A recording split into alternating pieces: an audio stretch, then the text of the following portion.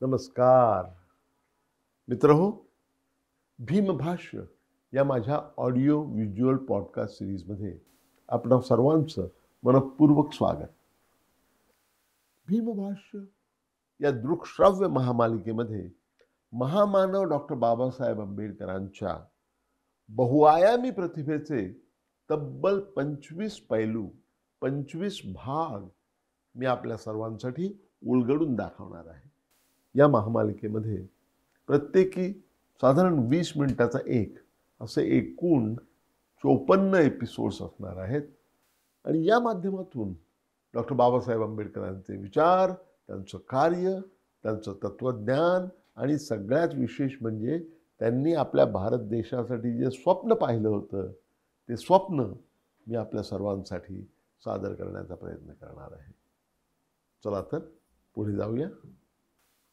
आजच्या या 40व्या एपिसोडचा मुख्य विषय आहे संविधान निर्मितीचं राजकारण.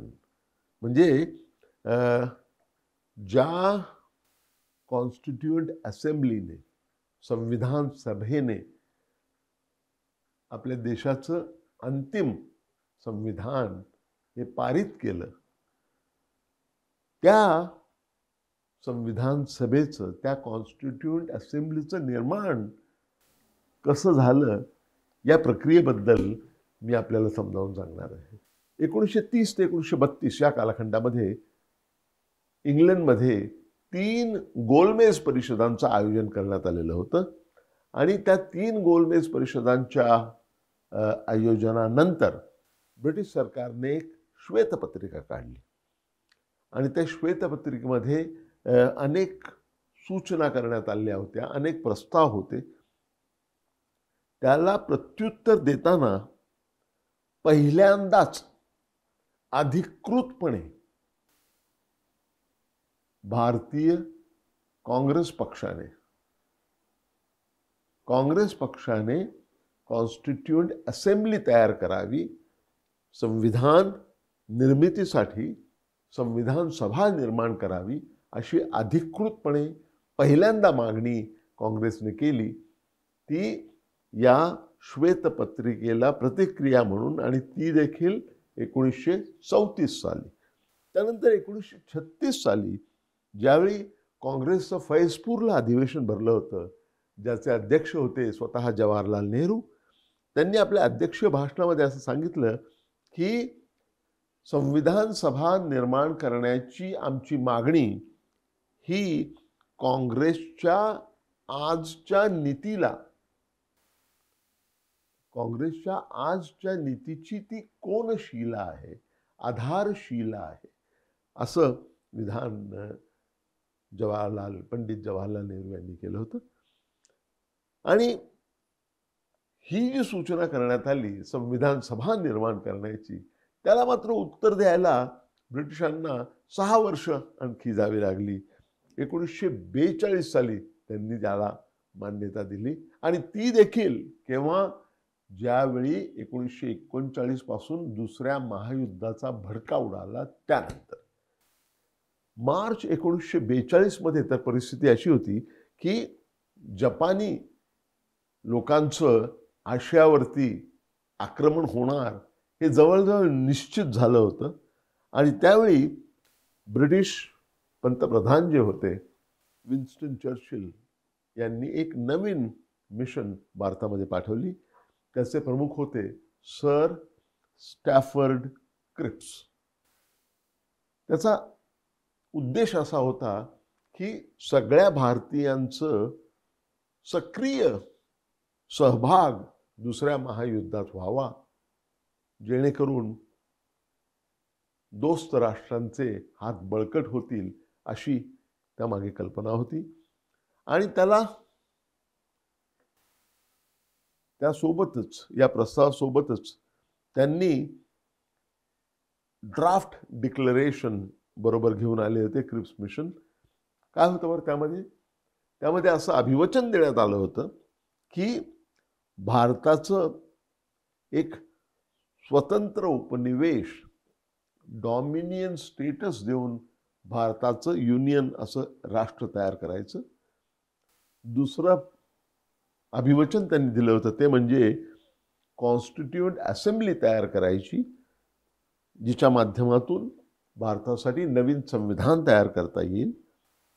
त्या डिक्लेरेशनमध्ये असंही म्हणण्यात आलं होतं, असंही म्हटलं गेलं होतं की या संविधान सभेचे सदस्य हे प्रांतिक विधानसभा ज्या आहेत त्यामधून निवडले जातील आणि संस्थानांच्या बाबतीत सांगायचं झालं तर प्रिन्सली स्टेटच्या बाबत संस्थानांबाबत सांगायचं झालं तर तिथे तिथले जे राज्यकर्ते असतील त्यांनी नामित केलेले जे सदस्य असतील तेच संविधान सभेमध्ये त्या संस्थानांचं प्रतिनिधित्व करतील. असं ते कॅरेट अँड स्टिक, गाजर आणि काठी असा तो प्रस्ताव होता. काँग्रेस पक्षाने ताबडतोब तो धुडकावून लावला प्रस्ताव. त्यांनी सांगितलं की आम्हाला आता स्वतंत्र उपनिवेश, डॉमिनियन स्टेटस नको, आम्हाला संपूर्ण स्वातंत्र्य पाहिजे. दुसरी गोष्ट म्हणजे जी संस्थानं होती त्या संस्थानांचं प्रतिनिधित्व करायला त्या संस्थानांच्या राज्यकर्त्यांनी निवडलेले लोक आम्हाला नको, तिथल्या जनतेने निवडून दिलेले लोक जे असतील त्यांनी त्या संस्थानांचं प्रतिनिधित्व करावं असा काँग्रेस पक्षाचा अत्यंत वाजवी आग्रह होता. डॉक्टर बाबासाहेब आंबेडकर सुद्धा क्रिप्सच्या प्रस्तावाला त्यांची अजिबात मान्यता नव्हती, त्यांचा संपूर्ण विरोध होता. आणि मात्र त्यांचा जो विरोध होता तो वेगळ्याच कारणांमुळे होता. आणि ती जी काही कारणं होती ती त्यांनी एक प्रेस स्टेटमेंट देऊन ती सगळी कारणं जनतेला समजावून सांगितली होती. त्यात ते असं म्हणाले होते की ही जी संविधान सभा आपण निर्माण करतो आहोत ही निर्मिती म्हणजे सर्व पददलितांचा, सर्व डिप्रेस क्लासेसचा हा मोठा विश्वासघात आहे. दुसरी गोष्ट त्यांनी असं म्हटलं होतं की ब्रिटिश सरकार जे आहे ते युद्धाच्या या धामधुमीमध्ये पूर्णपणे गडबडून गेलेला आहे आणि हा त्यांचा वैचारिक गोंधळ इतका वाढलेला आहे की त्यांनी काँग्रेस आणि मुस्लिम लीग ज्या मागण्या करत होतं त्याच्या पुढे जाऊन जास्त मागण्या मान्य करून मोकळे झालेले आहेत. बाबासाहेब आंबेडकर म्हणाले की जो अस्पृश्य समाज आहे त्यांचे हात पाय बांधून त्यांना उच्च जातीच्या हिंदूंच्या तावडीमध्ये देण्यात आलेला आहे. आणि ते म्हणाले की क्रिप्स मिशनचे जे प्रस्ताव आहेत त्यामध्ये काहीही नाही, म्हणजे भाकरी मागितली आणि दगड देण्यात आला असे शब्दप्रयोग त्यांनी केले. आणि प्रेस रिलीजमध्ये असंही निवेदन करण्यात आलं होतं की कुठल्याही प्रकारचा सांप्रदायिक कोटा हा संविधान सभेला सुनिश्चित करण्याचं आदेश प्रस्ताव त्यामध्ये नाही. आणि समजा तो असता तरी सुद्धा अस्पृश्य समाज हा अत्यंत निराशाजनक मायनॉरिटीमध्ये अल्पसंख्याक म्हणून राहणार आणि त्यांच्या प्रस्तावाप्रमाणे नुसतं काठावर पास होणे इतकं बहुमत जरी असलं 50% जास्त तरी सुद्धा त्यांना हवं तसं त्या गोष्टी ते संमत करून घेऊ शकतील. त्या गोष्टीचं संवैधानिक महत्व कितीही असलं तरी सुद्धा साध्या सुध्या बहुमताच्या जोरावर ते मारून नेऊ शकतील आणि आपल्याला हवं ते त्या गोष्टी पारित करून घेऊ शकतील. थोडक्यात काय, डॉक्टर बाबासाहेब आंबेडकरांची भूमिका अशी होती की क्रिप्स मिशनचे जे प्रस्ताव आहेत किंवा जे प्रस्ताव होते ते म्हणजे अस्पृश्यांना अक्षरशः लांडग्यांच्या तावडीत दिल्यासारखे हे प्रस्ताव आहेत, असं प्रतिपादन डॉक्टर बाबासाहेब आंबेडकरांनी केलं. अर्थातच क्रिप्स मिशन ही फेल गेली, त्यांना अपयश आलं. आणि मग त्याची प्रतिक्रिया म्हणून महात्मा गांधींनी असं ठरवलं की स्ट्रॉंग ॲक्शन घ्यायची आणि ब्रिटिशांना सत्तेवरून पाय उतार व्हायला भाग पाडायचं आणि आपल्या देशाला संपूर्ण स्वातंत्र्य मिळालं पाहिजे. आणि म्हणूनच त्यांनी 8 ऑगस्ट 1942 रोजी चले जावची घोषणा केली. ती घोषणा केल्यानंतर देशभरामध्ये प्रचंड मोठ्या प्रमाणावरती निदर्शनं करण्यात आली, संप करण्यात आले, हडताळ करण्यात आले. हा जो उठाव होता तो ब्रिटिश सरकारने अत्यंत निर्दयपणे मोडून काढला. त्यामुळे त्यानंतर दुसरं महायुद्ध संपेपर्यंत म्हणजे 1945 सालपर्यंत कुठल्याही प्रकारचा कॉन्स्टिट्यूशनच्या निर्मितीला चालना देणारा कुठलाही प्रस्ताव समोर आला नाही किंवा येऊ शकला नाही. 1945 मध्ये मात्र ज्यावेळी दुसरं महायुद्ध संपलं त्यानंतर स्वराज्याची कॉन्स्टिट्यूशन, स्वराज्याचं संविधान करण्याचा आणखी एक प्रयत्न भारतीयांकडनं झाला. तो म्हणजे सप्रू कमिटीचा रिपोर्ट, ज्याचा उल्लेख मी मागच्या एपिसोडमध्ये केला होता. हा सप्रू कमिटीचा जो रिपोर्ट होता तो रिपोर्ट, त्यामध्ये अशी जोरदार मागणी करण्यात आली होती की संविधानाच्या निर्मितीसाठी संविधान सभेची निर्मिती करण्यात यावी. मात्र त्यामध्ये असं म्हटलं होतं की संविधान सभेमध्ये 50-50 हिंदू आणि मुस्लिम यांचे प्रतिनिधी 50% असतील, समसमान प्रतिनिधी या दोघांचे असतील. हा जो सप्रू कमिटीचा जो प्रस्ताव होता किंवा त्यांनी एकंदरच जी कॉन्स्टिट्यूशन संविधानचा जो मसुदा तयार केला होता तो काँग्रेसला अजिबात मान्य झाला नाही आणि त्याचा त्यावेळच्या राजकीय वातावरणामध्ये काहीही प्रभाव पडला नाही. वस्तुतः सप्रू कमिटीमध्ये काही चांगले प्रस्ताव सुद्धा होते, परंतु ते विचार करण्याच्या योग्यतेचे कोणाला वाटले नाहीत. त्याच्याकडे दुर्लक्षच करण्यात आलं. काँग्रेसने पक्षाने स्वतः त्याच्याकडे दुर्लक्ष केलं. त्यानंतर एक मोठा टर्निंग पॉइंट आला. काय होता तो टर्निंग पॉइंट? जून 1945 मध्ये ब्रिटन सरकारने निवडणुका जाहीर केल्या. ब्रिटनमध्ये निवडणुका जाहीर केल्या आणि त्या निवडणुकीमध्ये मजूर पक्ष हा निवडून आला आणि जे कन्झर्वेटिव्ह जे होते त्यांचा पराभव करून लेबर पार्टीचा विजय झाला. त्यामुळे विन्स्टन चर्चिल ज्यांनी दुसरं महायुद्ध जिंकून दिलं होतं त्यांना पायउतार व्हावं लागलं आणि त्यांच्या जागी क्लेमेंट ॲटली हे पंतप्रधान झाले. त्यानंतर त्यावेळेचे भारतातले जे व्हाईसरॉय होते लॉर्ड वेवेल यांनी सप्टेंबरच्या मध्यावर त्यांनी भारतामध्ये पुन्हा एकदा प्रांतिक इलेक्शन्स, जनरल इलेक्शन्स घेण्यात येतील, निवडणुका घेण्यात येतील अशी घोषणा केली. 1945-46 या 1.5-2 वर्षामध्ये त्या घेण्यात येतील अशी घोषणा केली. या ज्या इलेक्शन होत्या, या ज्या निवडणुका होत्या त्यांचे 2 उद्देश होते.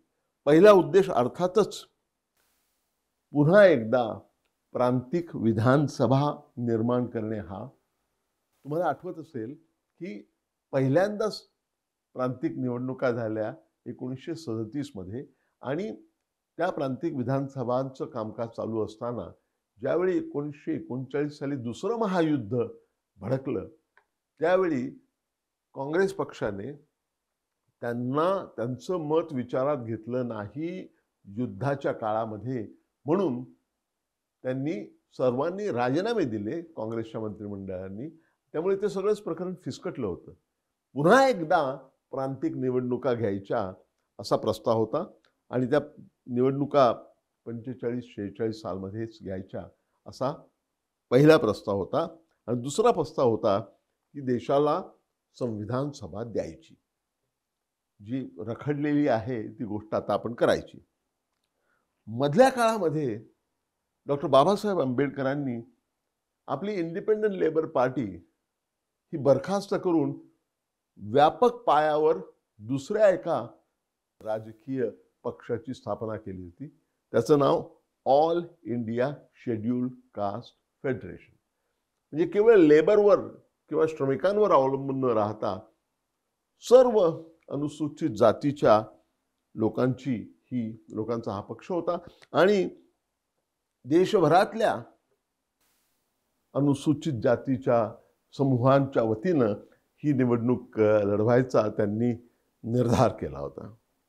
प्रांतिक निवडणुका पुन्हा एकदा झाल्या आणि त्याचे निकाल मार्च 1946 मध्ये हे त्याचे निकाल बाहेर आले. दुर्दैवाची गोष्ट अशी आहे की त्या निवडणुकीमध्ये डॉक्टर बाबासाहेब आंबेडकरांचा जवळजवळ संपूर्ण पराभव झाला. अत्यंत निराशाजनक असे ते निकाल होते. काँग्रेसने ज्या सर्वसाधारण कॉन्स्टिट्युएन्सीज होत्या, मतदारसंघ होते, तिथल्या जवळजवळ सगळ्या जागा ते जिंकले आणि मुस्लिमांचे जास्त मतं असलेले मुस्लिमच्या ज्या सीट्स होत्या मुस्लिमांच्या त्या सीट्सवरती मुस्लिम लीगचे लोक निवडून आले. बाबासाहेब आंबेडकरांच्या ऑल इंडिया शेड्यूल कास्ट फेडरेशनला फक्त 2 जागा मिळाल्या.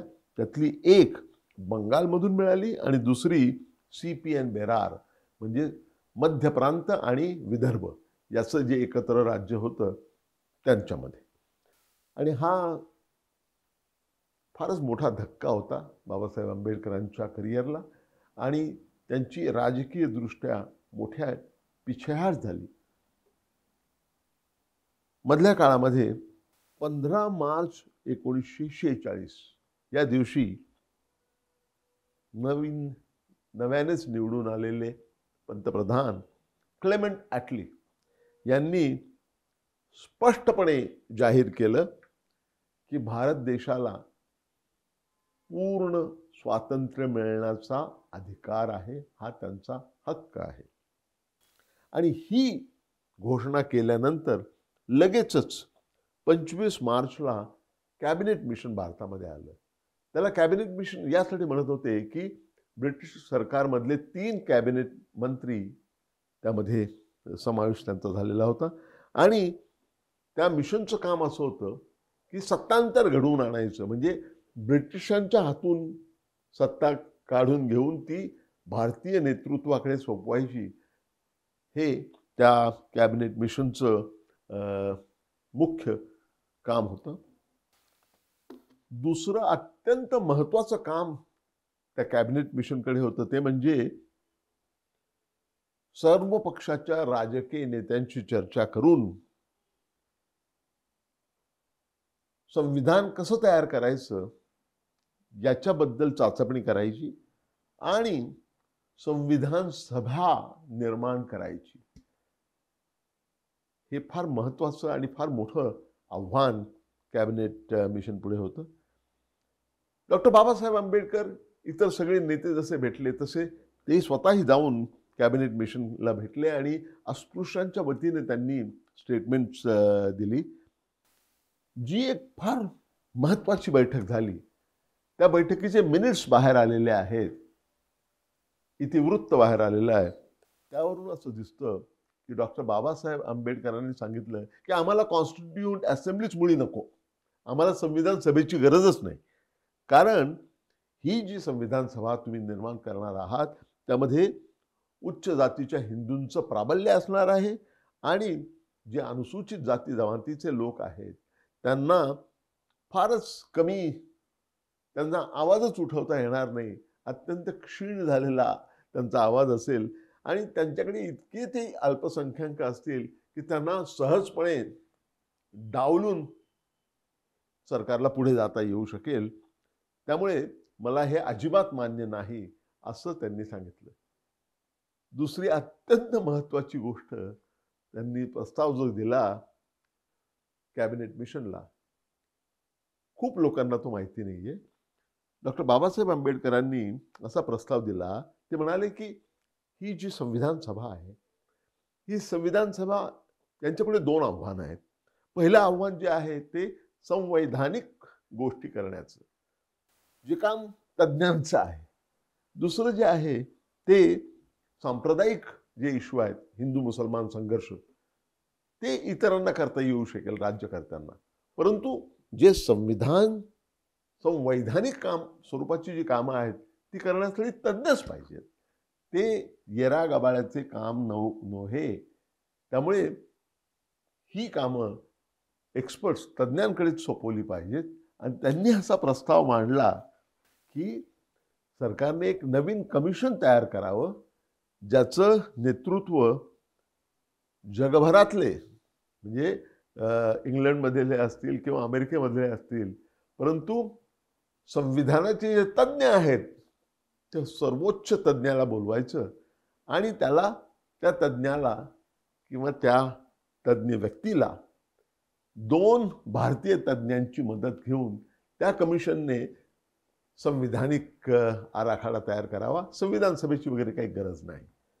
अर्थात त्यावेळी डॉक्टर बाबासाहेब आंबेडकरांना काडी मात्र वार्ता नव्हती. त्यांना काही कल्पना नव्हती की ही एवढी मोठी जबाबदारी त्यांच्यावरच येऊन पडणार आहे. उलट त्यांना असं वाटत होतं की आपल्याला संविधान सभेमध्ये प्रवेशच मिळणार नाही.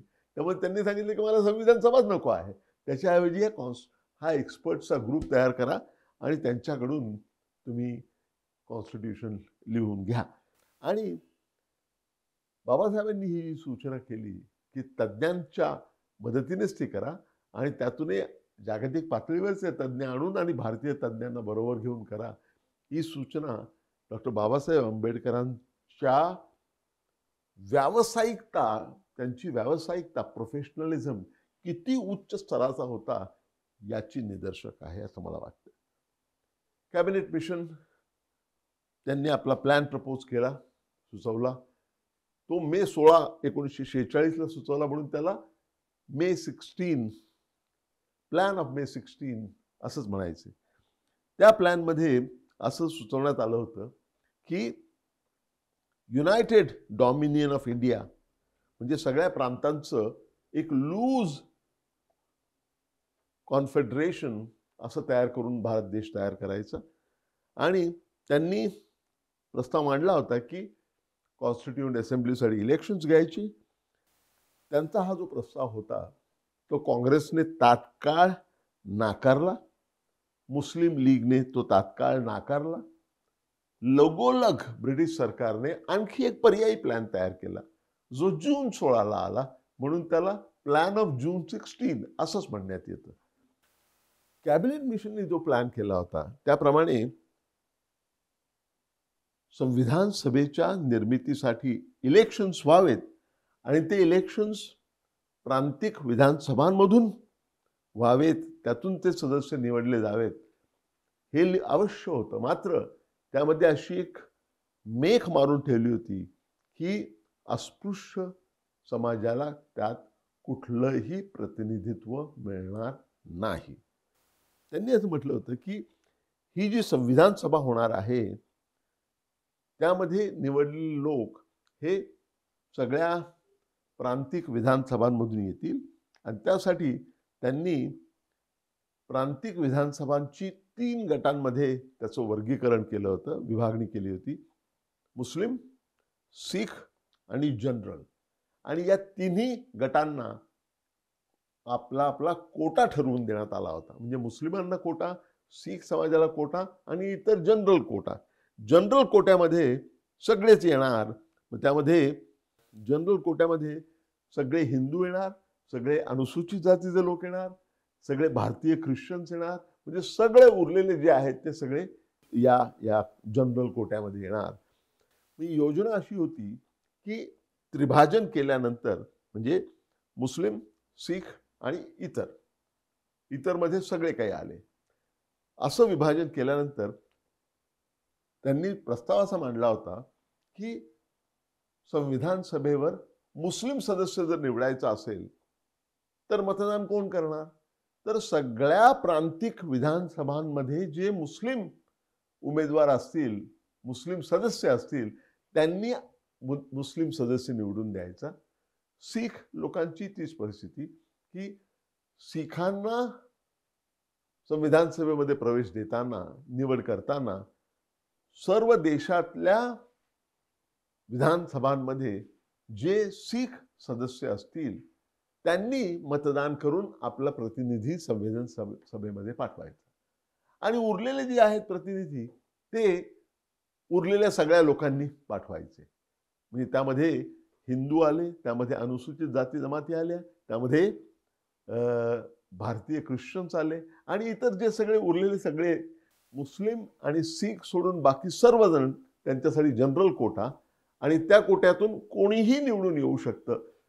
हिंदूचा उमेदवार निवडून येऊ शकतो किंवा इतर निवडून येऊ शकतो. परंतु ही जी विभागणी होती ती अस्पृश्यांवर फार मोठा अन्याय करणारी होती. नेमकं तेच प्रतिपादन डॉक्टर बाबासाहेब आंबेडकरांनी केलेलं आहे. त्यांना अतिशय राग आला की शीख लोकांना, मुस्लिम लोकांना तुम्ही प्रतिनिधित्व देता आहात संविधान सभेमध्ये, मात्र जे अस्पृश्य आहेत त्यांना कुठले प्रतिनिधित्व असं ठरवून देत नाही. त्यांनी किती त्रागा केला तरी इलेक्शन्स पार पडले आणि या इलेक्शन्स ज्या झाल्या संविधान सभेसाठी त्या इलेक्शन्स ऑगस्ट 1946 मध्ये पूर्ण करण्यात आल्या. 296 सदस्य निवडण्यात आले. सगळ्या भारतीय राज्यांमधून, ज्यांना प्रॉव्हिन्सेस म्हणत असत, त्यापैकी 208 सदस्य हे काँग्रेसच्या वतीनं निवडून आले होते आणि 73 सदस्य हे मुस्लिम लीगच्या कडून निवडून आलेले होते. या सगळ्यांमध्ये दलित कुठे होते, अस्पृश्य कुठे होते? ज्या सभा होत्या विधानसभा, त्या सगळ्या विधानसभांमध्ये मिळून शेड्यूल कास्ट फेडरेशनचे फक्त 2 सदस्य असताना स्पष्ट आहे की त्या 2 सदस्यांच्या बळावरती कोणालाही शेड्यूल कास्ट फेडरेशनच्या वतीनं, उदाहरणार्थ डॉक्टर बाबासाहेब आंबेडकरांना प्रतिनिधित्व मिळणं शक्यच नव्हतं. कारण त्यांच्याकडे सगळे मिळून 2च सदस्य होते विधानसभेचे. मग कसं काय त्यांना प्रतिनिधित्व मिळणार? परंतु चमत्कार झाला आणि चमत्कार घडतातच राजकारणामध्ये. जोगेंद्रनाथ मंडल नावाचे एक शेड्यूल कास्ट फेडरेशनचे बंगालमधले नेते होते. ते पुढे आले आणि त्यांनी आश्चर्यकारकरित्या, नेमकं काय घडलं हे कोणालाच माहीत नाही, त्यांनी आश्चर्यकारकरित्या डॉक्टर आंबेडकरांना निवडून आणलं. म्हणजे त्यांना निवडून आणण्यासाठी जी मतं हवी होती ती त्यांनी आश्चर्यकारकरित्या गोळा केली आणि डॉक्टर बाबासाहेब आंबेडकर संविधान सभेवर निवडून आले. महाराष्ट्रातून नाही, बंगालमधून ते निवडून आले संविधान सभेवर. आता हे गृहस्थ जोगेंद्रनाथ मंडल, अनेकांचा असा समज होण्याची शक्यता आहे की हे जोगेंद्रनाथ मंडल म्हणजे तेच मंडल का ज्यांनी मंडल कमिशन आणलं होतं, त्याचे अध्यक्ष होते? नाही, ते मंडल वेगळे, ते BP मंडल. जोगेंद्रनाथ मंडल हे फार आश्चर्यकारक व्यक्तिमत्व आहे. ते फाळणीच्या वेळी ते ईस्ट पाकिस्तानमध्ये, म्हणजे आताच्या बांगलादेशमध्ये गेले आणि तिथे गेल्यानंतर ते सगळ्या पाकिस्तानच्या कॉन्स्टिट्यूंट असेंब्लीचे अध्यक्ष झाले. आणि त्यानंतर ज्यावेळी पहिलं सरकार आलं पाकिस्तानमध्ये, त्या सरकारमध्ये त्यांना लॉ आणि लेबर मिनिस्ट्री सुद्धा देण्यात आली होती. परंतु पुढे त्यांचा भ्रमनिरास झाला आणि ते भारतात परत आले. पण तो इतिहास वेगळा आहे. इथे मुद्दा असा आहे की येन केन प्रकारेण डॉक्टर बाबासाहेब आंबेडकर यांची शेवटी संविधान सभेसाठी निवड झाली. त्यांनी संविधान सभेत प्रवेश केला आणि तिथून त्यांची एक नवीन इनिंग सुरू झाली आणि त्या इनिंगने इतिहास घडवला. आणि तो इतिहास कसा घडवला ते आपण यानंतरच्या एपिसोड्समध्ये अवश्य पाहणार आहोत. मित्रांनो, आपण इथेच थांबूया. जर ही भीमभाष्य ही ऑडिओ व्हिज्युअल पॉडकास्ट सिरीज तुम्हाला आवडली असेल तर अवश्य ती लाईक करा, ती शेअर करा, ती सबस्क्राईब करा. पुन्हा भेटूया आपण लवकरच. धन्यवाद. नमस्कार.